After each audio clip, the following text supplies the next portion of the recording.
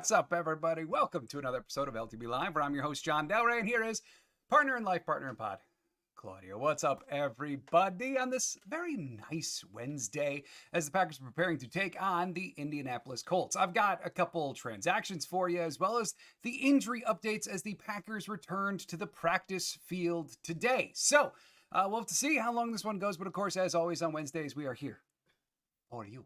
And I see one person who's here already, Will. What's up, Will? How you doing? Thank you for being here.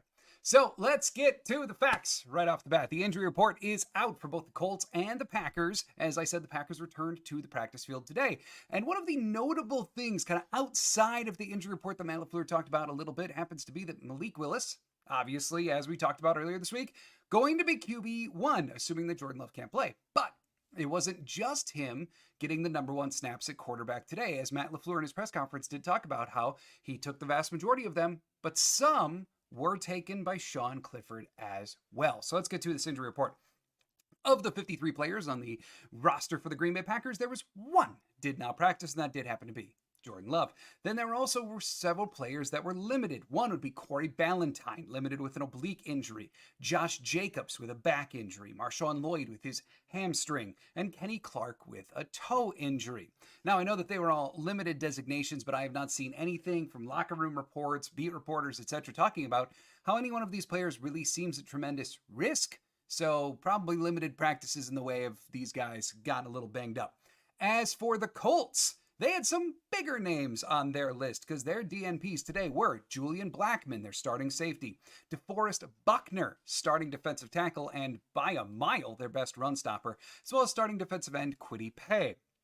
And then they had one limited guy, little speedster, Josh Downs. But again, perusing Colts content, stuff like that I did just a little bit ago, doesn't seem like there's a lot of panic over on their side of the world that those guys would miss a lot of time for them or even this upcoming game. So maybe not look too far into this, but that is the list for today. Packers Kingdom, how you doing? Saying, how you feeling about what's the rate of confidence of this game? I know Malik Willis played them both, so he should be slightly ahead.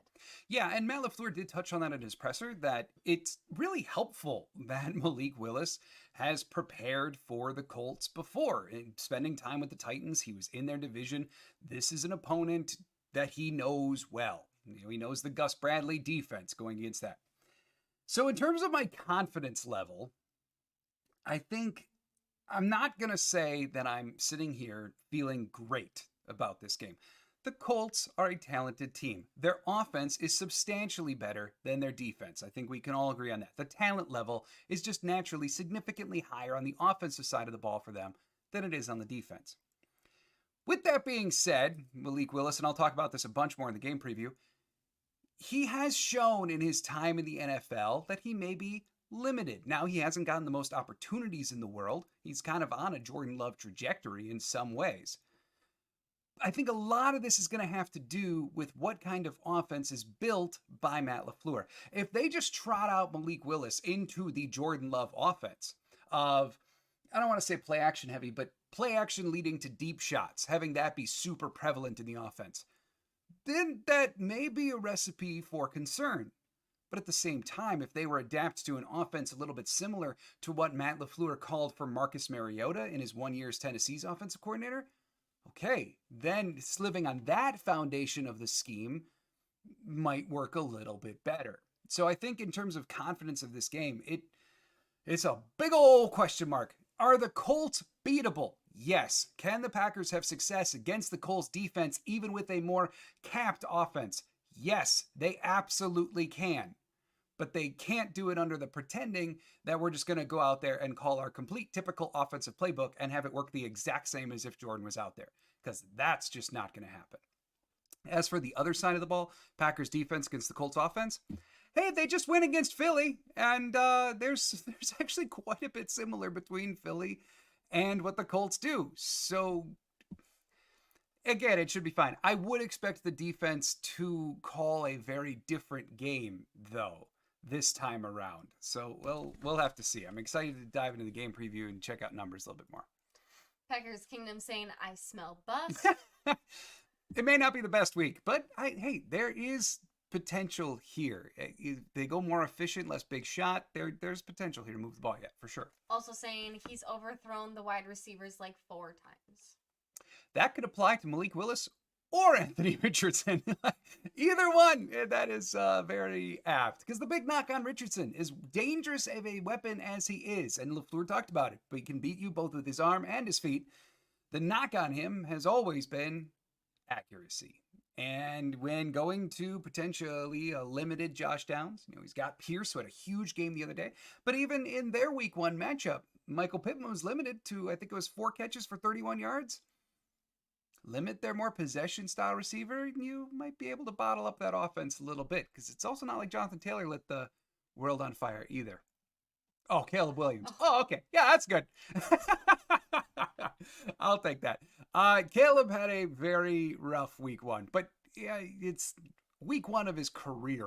Right. I still think there's a lot of potential there, but he's got some work to do for sure. All right, so other notable things from the Matt LaFleur press conference that I want to make sure to get to. I talked about how Willis got most of the number 1 snaps. Sean Clifford did get some, though. Then he also had a couple interesting things to say about Jordan Love and his injury. And so I actually want to play for it here because it can be taken out of context how this exact quote is. So I just figured I'll just play it for you instead. But this is the question and answer in regards to Jordan Love. You left the door open for Jordan on Monday. Is that door any more or less open here today? I'd say it's pretty open. Is he progressing well? He's doing a nice job. He's spending a lot of time in the training room.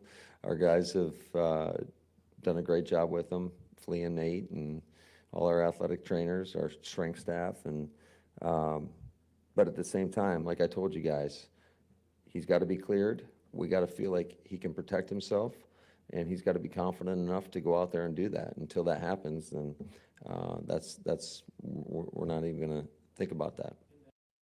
Except he is thinking about it. Like you can tell a little bit that he's at least like, yes, they're leaving the door open. Now you may say that that's just gamesmanship. LaFleur is actively hoping that the Colts are having to dual prepare for 2 slightly different offenses between Malik Willis and Jordan Love. Or you can take LaFleur at face value and be like, well, the Packers are leaving the door open for Jordan. An important note here too is he was asked later on in the press conference, would Jordan, still being a young quarterback, does he have to get in a practice in order to play? And LaFleur said, no, he realistically does not. So that leaves the door open a little bit wider for Jordan to potentially come back by Sunday. If you ask me, I still think it's a very, very long shot that we would see him back by this week. That seems crazy. But for whatever reason, LaFleur is holding that door open in his own words. So Packers Kingdom saying Jaden Daniels was better. Yes, he absolutely was. But I mean, we can say too that we see that with sometimes running rookie QBs, that it is easier sometimes for them to have success right off the bat. So all I'm saying is like, just don't dive too far into week 1, right? That's all. All right, then a couple transactions I want to make sure you knew about yesterday as well. This, like I said, came yesterday. 2 practice squad changes today, or yesterday. Man, Jalen Wayne and LaMichael Pirine, both released off the practice squad, added to the practice squad, Johnny Lumpkin and TJ Luther. Lumpkin being a tight end, Luther a wide receiver. So direct replacement for Jalen Wayne there on the practice squad. Whereas Lumpkin, they're bringing in a tight end instead of having 3 running backs on the practice squad. Not surprising at all, carrying only 3 tight ends on the 53 when LaFleur has always wanted 4 around at least. Makes a lot of sense that they would go get Johnny Lumpkin. The thing that I will say though, Johnny Lumpkin, he's a big man. He seems like a direct replacement for Messiah Swinson. He's huge, and even his college coach talks about how like his path to the NFL is in his blocking. Here he is, and the Packers are probably going to use him mostly as a blocker if he sees time on the 53. So there you go. There are the facts of the last 48 hours for the Green Bay Packers as they continue to prepare to take on the Indianapolis Colts. Now, obviously, I'm going to talk about this a lot more on Friday in the game preview. But if you really want to know, what do the Packers got to do here to take on the Colts? And the thing is, even surrounding Malik Willis is still ultra dynamic, very talented playmakers for the Packers. I would hope that the run blocking will look a lot more like the second half run blocking that they had for Josh Jacobs. But the thing is, too, I hope that we see them capably get the ball in an easy manner to their playmakers. Expect more yak opportunities as opposed to just slinging it down the field. But one caveat I will add to that is, even as LaFleur said in his presser today, it's not like Malik Willis is a rookie. Yeah, he's not had a tremendous amount of success in the regular season in the NFL, although he did have a much better preseason this year. But this is a guy who has played quarterback now. He's in his third year. This is not just someone that they're hoping to put out there and he's just going to run for his life and sling it. They will design an offense around him. My hope is that that design includes getting the ball out quickly to these playmakers, maybe dosing in a couple more end arounds, or God forbid, some more screens. Hopefully they run them well. We don't have the best track record with that, but that's the hope, right? Build a highly efficient game plan to chip away at what is renowned as a fundamentally sound Colts defense, and you still can have success. On the other side, limit the big play. And that's really it. So this is still a very winnable game for the Green Bay Packers. I'm excited to dive in more, talk about that stuff on Friday. So with that, we will hang around for just a second more, see if there are any other questions out there. But I figure I got a question for you, and you haven't even seen this yet. Oh, boy. Packers Social put this out the other day as they were flying on down to Brazil, and I would like your take. We haven't talked about this yet at all, but if you had to choose an airline seat, either you can go, it's really tiny there, but you can go between, let's see, next to Donald and Jordy, or next to Reggie and Preston, in between Jordan and LaFleur, etc. Where are you sitting on that plane? I would probably go in between Jordan and LaFleur. Okay, that makes sense. Why? I don't know. I just think that they would have, one, just fascinating conversations. True. But also, I can talk with Jordan about wedding planning.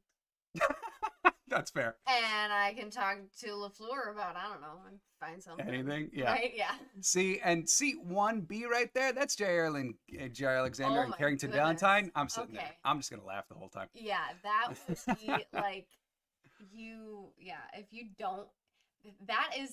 if you don't want to, if you just want to listen to music or read a book, that's not where to go. You want to go to the exact opposite of those seats right there. Right, Jordy and Donald, you're probably keeping to yourself because they'll keep to themselves. Yeah. Big Al saying, "Hi John, how confident are you with Malik Willis versus the Colts?" So Big Al, I talked about that right at the top. Basically, Malik Willis enters the picture. I didn't really talk about this a lot yet. He enters the picture. Keep in mind, when he was drafted, there was a lot of optimism around Malik Willis. There was a lot of talk that year about him being the first quarterback selected, and then ultimately fell to round 3. But one of the huge knocks on him, there really, throughout his years, have been kind of 2 things that have seemingly made their way around league circles for what he seems to struggle with. One, there's this bit of a reputation out there that he had some difficulty learning the playbook, grasping the concepts, like a lot of rookies do, etc. But that seems to have stuck a little bit reputation-wise, whether it's true or not. The other thing that seemingly has been a consistent knock on Willis after diving into content about him has been some frequent criticisms around his footwork and how the technical aspects of his game are seemingly flawed in some ways. LaFleur today talked about how the foundation of good quarterbacking is in the fundamentals, and how one of the things that is very much a part of that is your footwork. And how since he has arrived, since day one of the things that they want to ingrain in Malik Willis is footwork. And so when LaFleur was kind of pressed on that a little bit, he was asked, how different are you asking him to do his footwork than he's done before? Well, he said everywhere does it a little bit different. And to me, that's really enlightening of sometimes for these quarterbacks, just where they wind up may help determine their success. And Malik Willis being ultra athletic, if he is able to grasp the playbook, which LaFleur says is coming along great, then by all accounts, maybe they can fix him, if you will, by refining some of the technique. Not unlike they had to do with Jordan Love for a bit. So, confident ultimately, is this a major question mark? Yeah, totally. but there's also reason to be optimistic that we could see at least some form of success against not the most talented Colts defense that's out there. I will say, too, one thing that I haven't talked about yet. They just gave up 200 yards on the ground to Joe Mixon and the Houston Texans. Green Bay should be able to exploit that. I know Josh Jacobs wasn't like the most overwhelming performance in week 1, but at the same time, the Packers literally set a record for most team yards with under 21 carries in week 1. Like ever, that the franchise has ever done. The run game, I think, was more successful than a lot of us gave it credit for as we were watching it live. Maybe time to exploit that a bit more as well. Packers Kingdom saying, ooh, wait, I feel bad for other quarterbacks when Matt let the dogs roll free. 78.9 pass blocking grade, 74.1 run blocking, 38 pass blocking snaps allowed, and 0 pressures allowed. Packers Kingdom also saying Elton had a 79.9 pass blocking and stuff. Yeah, let me pull up the exact numbers here for the Packers in week 1 from their blocking. A lot of the grades were, pretty strong there, at least for a couple of them. So like Zach Tom was a 93.2 in run blocking, 85 in pass blocking. Elton Jenkins, who you mentioned, was 74.1 in run blocking, 78.9 in pass blocking. The rest of the interiors where some got a little desired, as well as left tackle. So Sheed did not have his best game. He was in one of my get outs the other day. He wound up with a 53.8 run blocking, 66 pass blocking. That leaves a little something to be desired. Jordan Morgan in his 28 snaps, 66.6 run blocking, 64 pass blocking. Of course, this all coming from PFF. Sean Ryan, 56.3 run blocking, 65.5 pass blocking, so at least progress there. And then Josh Myers, he had himself not at all his best game, 53.6 run, 58 pass. The two spots on the line that, to me, most have to improve, because I think Jordan Morgan will naturally improve, etc. Place right guard is not exactly the most important spot on the line. Rasheed Walker has to play better than he did in week 1, and we have good reason to believe that he will, but he was slipping and sliding a ton in week 1 against those pass rushers. And then 2, Josh Myers. I know the Packers adore him because he seems to do the line calls well. I get it. Regardless of that, he has to block better than what we saw from him, especially like that 2-point conversion play that I played on Monday. The blocking has to be stronger from Josh Myers. They can't have a center be that deficient, be it blown out that often, and expect to be successful most often, especially in the run game. So might we see some switching there? I don't know. It's not going to happen soon. I feel confident in that. And I still feel like Josh Myers doesn't get a second contract in Green Bay. And next year is when we see the switches of Tom, Jenkins, Ryan, what have you, whoever they might kick into center in the future. I think that really comes next year. But it's getting tougher to say that Myers is part of their top 5. Let's see what else we got here. Big Al. I'm hoping to see more Edgerrin Cooper and Evan Williams versus the Colts. I agree. Now, Cooper, we absolutely should. LaFleur said that, we should. So, generally a good directive that we will. And where the freak was Evan Williams? The guy had 5 interceptions in preseason. He was one of the most consistent playmakers on the field throughout the entire of camp, preseason, etc. And then all of a sudden you get into week 1, you've got defenders missing tackles, slipping all over the place, and you just don't even give him a single defensive snap. Baffling personnel usage for me. I wouldn't expect that they're going to give a rookie all the limelight in the world. Obviously Bullard is ahead of him on the depth chart, and Bullard played a ton of defensive snaps. But not even one? To not even experiment with the big nickel package where you put Bullard in the slot and then Williams at safety? I hesitate to use this word because it feels overdramatic. But in some ways it does feel negligent to have what a very, very promising player to not even get him on the field for a single snap when you're trotting out Isaiah McDuffie for 74 snaps to get bowled over 5 times. It feels imbalanced in terms of getting your best guys on the field. And maybe this is the week where we begin to see some of that change. Packers Kingdom saying Matt said he told them to play contain, and he told the D-line don't do much. Yeah, and that is really evident. Going back and rewatching, it is very clear that the D-line throughout at least the first 3 quarters is not an absolutely like assault the QB, destroy the pocket kind of thing.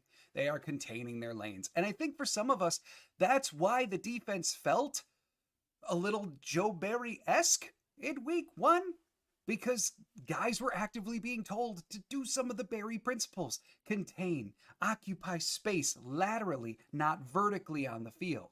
Well, that's not the Jeff Hafley that we were told we're going to love for 3 months. No, instead it was what we've seen before, right?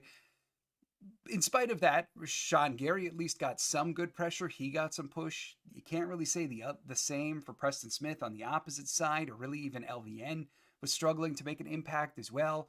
So maybe against Richardson it doesn't change, but you'd hope that in enough weeks, maybe given a more traditional quarterback, we do see get up the field a little bit more. And LaFleur did touch on that in his presser today, saying that it is a very quarterback by quarterback basis, whether you want to go in and search and destroy, or whether you just want to occupy lanes. They chose the latter in week 1. Kevin Kibble saying, I'm sorry, late post-op follow-up, not for me. Well, I'm glad not for you. Still hope everything's okay with Yes. Kels. Thanks for being here. Packers Kingdom, we have 3 O-line good to go, but tackle and center your most important position. You know, the thing is, though, like Sheed has shown, I think on some level, because Sheed was slipping a lot, I think we do have to give, should he have had better cleats? Yeah, 100%. Like, someone's got to be accountable for this still, right? The Eagles weren't slipping as bad as they were. But the thing is, like, I think Sheed, he's earned the benefit of the doubt to say we can have some faith that his play will improve. Myers feels a little bit like, even if it is a tier worse, still feels an awful lot like more of the same. And that's more concerning in my mind. Whereas Sheed, like, okay, we have reason for faith for it to get back on the level of last year.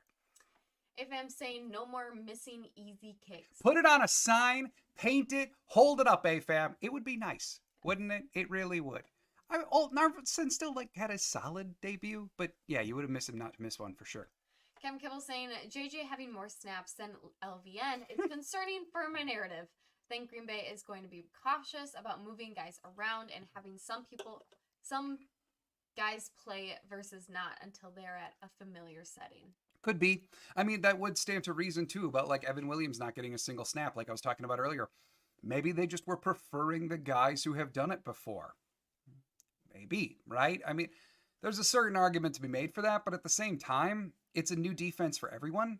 This is not just rolling in rookies. Even Kenny Clark's learning a new defense, and he did not have a great game. So on some level, just play your best and hope they do their job. So I get what you're saying, and maybe that is part of the real world reasoning for it. I'm just not sure that I 100% agree that it's what they should be doing. Let's say it that way. And LVN, in the case of LVN specifically, I still think very much like Rashawn was in year 2, he's going to win some battles based upon his athleticism alone. But his sequencing is what still needs some development. And if he can figure it out, great. If he can't, then we got to have some other talks, but still way too early. If I'm asking, if Packers win this week, God. are we going to see a mustache? No. Sir, I am getting married in the middle of October. Yet her. No. I have no faith that all of this is coming back by then. So. And it is a no. requirement. Put it in the marriage contract. So maybe for a playoff run, maybe I can match your profile picture there. Packers Kingdom, we need to tackle and not drop interceptions. Cough, cough, Nixon. But he played well, and Stokes Dyer needs to go crazy, and Quay needs to be better. Yeah, Quay was extremely up or down. I felt as though McDuffie was a tier worse. Quay did have some nice reads, made some nice tackles. I think ultimately you want consistency from Quay. Jair, it would be really nice if he played better, but I'm also in the camp of he didn't play terribly. The one huge man play, I forget the amount of yardage that it went for, but it was a 60-yard play. Jair was in coverage. That's kind of the nature of the beast when you're adapting to more man coverage and defense. I was saying it all offseason long. You're going to get more plays made. You're also going to get burned more. And you hope it's not Jair because he's supposed to be. But even the best corners when they're playing man a lot are going to get beat by good offenses. It's just kind of the nature of the animal. So, I mean, other than that, though, yeah, Nixon. What's the phrase? If they could catch, they'd be playing offense. It would be nice. In Stokes, I didn't feel Stokes was terrible. Like, Devonta Smith is going to get his. He's just such a efficient route runner, I think is a good word for it. So, yeah, ultimately, those are three guys that you'd like to see play better. But I also don't think that they were necessarily like three of the reasons for the defense not playing well enough on the whole, if that makes sense. Kevin Kibble saying, I confess I like the defense is willing to change itself week to week, even if it's not always the way we want it to. Hope Jacobs' back is okay. Really need his leadership for this stretch. I think it should be. I haven't seen anything on the Jacobs front to say that like it's debilitating to the point of missing time. Plus the fact that he was limited today, the fact that they just didn't give him a full day off on a Wednesday, I think is really, really promising for his prospects of actually playing. And Emmanuel Wilson, he did a heck of a job in pinch like relief duty the other day too. So I mean, obviously you don't want Jacobs to miss, but it is nice to know that they got at least a crafty back behind him. Yes. Packers Kingdom saying Jacob is a gap scheme, not zone, but in the offense you need to do both. And he did second half, but we are number 1 and top 5 and top 10 on offense statistics. Yeah, I think they averaged something, I don't have the exact number up, but they were up like 7 yards per play offensively, which is really, really good. And I feel like some of that has gotten kind of washed over and amongst the disappointment of this game. It's like the offense was actually still good, like really good. Where they failed was the red zone. Yes. And that ultimately is probably why they lost the game. So that really needs to be cleaned up. But going from 20 to 20, they actually were a very good offense. And to your point about gap versus zone, I did pull that one up here. So Josh Jacobs, per PFF's tracking, he had 9 carries that were gap carries, 6 that were zone. If that were Aaron Jones, those numbers would be flipped and probably even a little bit more extreme towards zone. And we talked about how with Jacobs and what LaFleur is seemingly wanting to do, expect more gap. Proof's in the pudding on week 1. In terms of Emmanuel Wilson, 4 gap, 0 zone. So the Green Bay Packers are now a gap running team. We can say that pretty confidently. Big Al saying the Packers are really fortunate that Love's injury is not ACL season-ending injury because I don't want to deal with 2013 season again when the Packers shuffle a lot of quarterbacks. Yeah, it would... Oh. Yeah, we were thinking, like honestly, like we were talking about it, and we were just saying how like watch parties are going to be a lot sadder if Love has to miss the entire season. Like it's going to get rough. But obviously, it goes without saying, like the Packers, I don't want to say they caught a lucky break, but man, watching the videos about like the knee popping and stuff like that, it could have been so much worse than it wound up being. And we certainly on the better side of scenarios here for what could have been, for sure. Kevin Kibble saying if Love can't go this week, and I assume he won't, I'll always wonder how the game would have gone if Nixon didn't take it out at the end. Yeah. Jordan got us halfway there in one play. QB2 would have had time. You know, the thing is, I know LaFleur took all the blame for saying that they didn't communicate well enough. Okay, fine. But Keyshawn, still, what you doing, man? Like, you had to jump up to get that kick. It was 7 yards deep in the end zone. Time was dwindling down. Why would that ever be a good ball to take out? Besides just like the ultra bravado to say like, I need to make a play. This is on me. I'm going to do it. It wasn't a smart move to bring that ball out. It never would be a smart move to bring that ball out.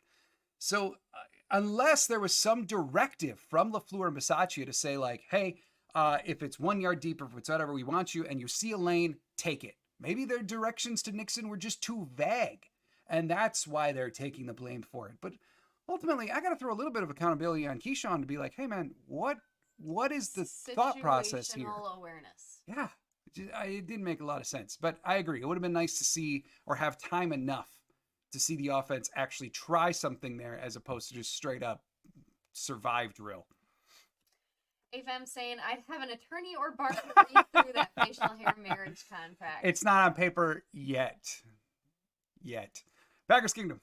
I need to see consistency from everyone. Oh, I would agree totally. I mean, the game performance on the whole was very up and down. Packers Kingdom, like we could say that. It felt like a game that was like 80% sloppy, with then these flashes of highlights of brilliance, kind of from both the defense and the offense. That has to get shored up. I would expect at home, following a traditional schedule, even with a more, like, let's say, capped offense, this should be a more efficient performance on both sides of the ball, I would think. Cam Keppel's saying, I can't stop watching Ja try and set up blocks for dreams of a 100-yard return while the Eagles player is just like, bro, come on now, let's be serious.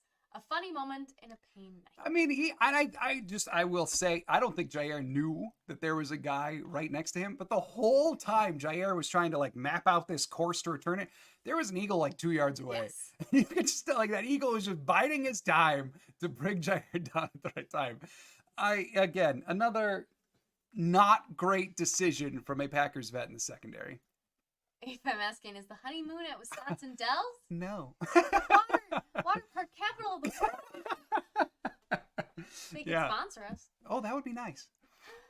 Kevin Kell saying, seeing that all 22 and how terrified the Eagles were of Watson is kind of cool. It's interesting to me how he gets open in the end zone so much despite all the attention he gets. Again, like we talked about it so much last year, right? Even if Christian Watson isn't piling up the receptions, it's the attention that he draws that helps open up a Romeo Doubs.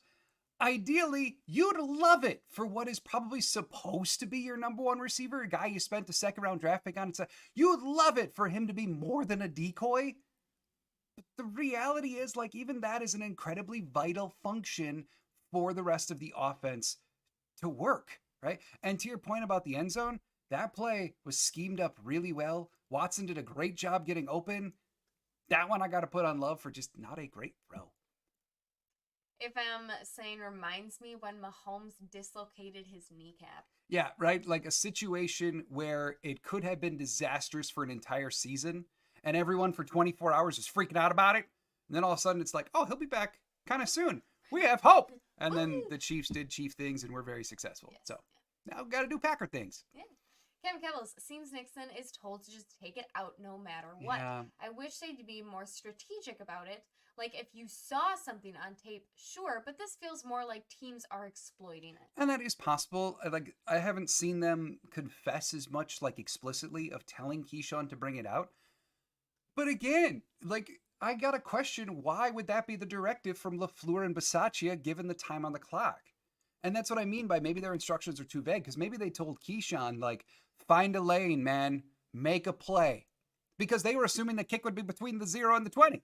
Right? And then all of a sudden the kick goes 7 yards deep, and they're watching Nixon bring it out, and they're standing there going, oh, that's not what we had in mind. Well, yeah, and even if you're given a directive to run it no matter what, if it's over your head, yeah, just let it go. Yeah. Like, at that point, it's more to actually catch it and bring it in and then start running. Yeah. Like, and that's the situational awareness, almost critical thinking of just, yes, I know this is what I may have been told, but this is what's in front of me, and I cannot make that happen, and I'm going to be detriment to the progress that we're hoping to make. Yeah, I'm trying to remember the exact second ticker that was on the clock, and my memory's failing me, but like, time was ticking down. It would have been more valuable to get the ball at the 30 with the full clock there than it actually was in taking all of that time. Like, it's not like there were only 3 seconds left and you got to hope for some kind of hook and ladder, like Music City Miracle, etc. type deal. There was time enough to at least get a couple plays off. And wouldn't you feel better doing that than trying for a miracle return? I have very tremendous, whoever made the decision to bring it out, whether it was Nixon exclusively, whether the coaches did direct him to, but a lot of hard time understanding that one. Now, let's see, a couple more before we got to jump. Bam. If I'm saying Jaden Reed is going to explode this year, I mean, if his year is anything like game one, yeah. And the really encouraging thing is, even with Love out, Jaden Reed is still the kind of receiver. Like, if you want to look at Christian Watson, who at least a certain part of his game relies upon a deep pass to be successful, Okay, well, he may not be as successful with Malik Willis at quarterback, but a guy like Jaden Reed who can succeed in the short, in the intermediate, and is kind of like an end-around weapon, that is the type of player that can succeed regardless of who is at quarterback. And I expect even over the next few weeks for Jaden Reed's stock just to continue to climb, because I think even if the offense looks like a mess, he should still be able to perform. Kevin Keppel saying, as long as we beat the Vikings, I think we have a shot at division placement and seeding. Yeah, let's say Jordan Love returns week 4, right? So worst case scenario, okay, assuming a return at week 4 against the Vikings. Worst case scenario, the Packers drop the next 2, start 0-3. You still absolutely can make the playoffs with an 0-3 start. Yes, you're going to have to go on a pretty decent run in the back half, but it's still very much there for the taking. And that's why, like, this is not at all a damning prospect for their playoff hopes. Patrice, what's up, Patrice? Saying, hopefully the Packers will have a better outcome this Sunday, whoever the quarterback is. And as always, go Pack. Yeah, that's right, Patrice. Always. Big Al saying, I'm hoping Dontavian Wicks has more bounce back game because of the dropped passes in week 1. Yeah.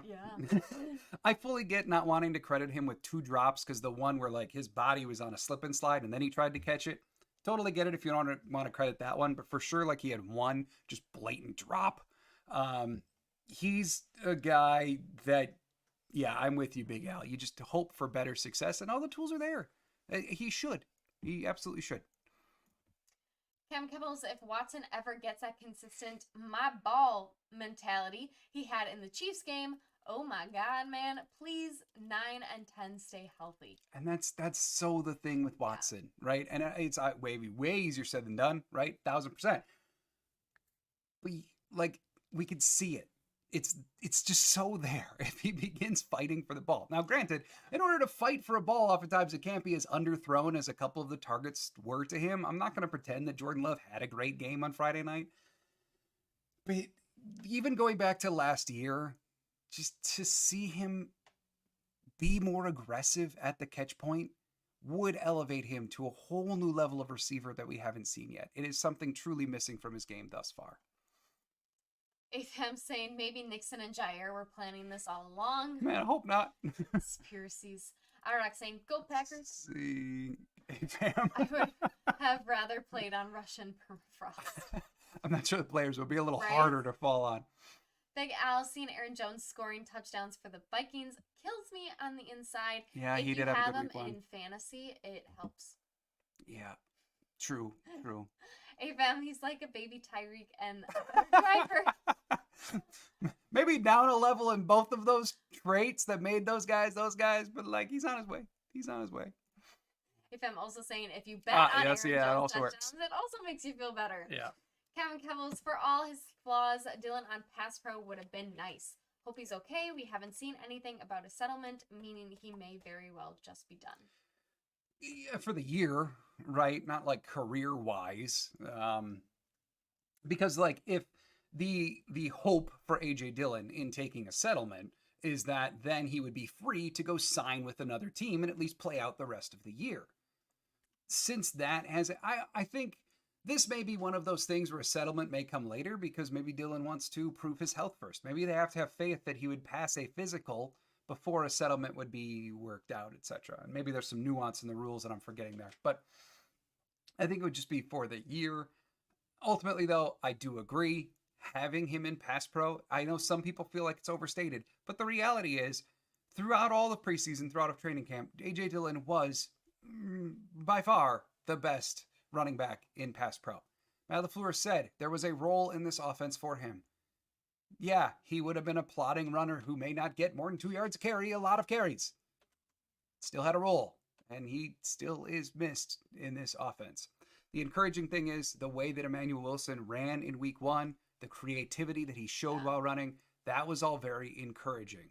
So if all the running backs, Wilson, Jacobs included, can go up one notch in Pass Pro, okay, then maybe the loss won't feel as stung. But like it is a loss right now for sure.